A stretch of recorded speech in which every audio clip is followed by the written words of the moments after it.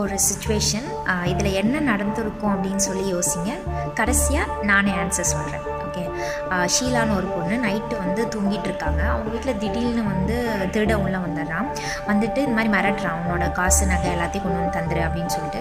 ஷீலாவுக்கு என்ன பண்ணணும் அப்படின்னு தெரியல. டக்குன்னு ரிங் வருது. ஷீலாவோட ஃபோன் வந்து ரிங் அடிச்சுக்கிட்டே இருக்குது.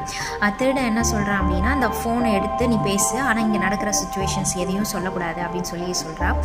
ஷீலாவும் வந்து ஃபோன் எடுக்கிறா. யாருன்னா அவங்க ஹஸ்பண்ட் கால் பண்ணியிருக்காங்க. என்ன சொல்கிறா அப்படின்னா, நான் ஒரு எமர்ஜென்சி ஒர்க்கில் மாட்டிக்கிட்டேன், என்னோடய ஃப்ரெண்டு சீரியஸாக இருக்கா, அதனால் நான் வந்து இப்போ ஹெல்ப் பண்ண போகணும், நான் அப்புறம் பேசுகிறேன்னு சொல்லிட்டு கட் பண்ணிட்டான்.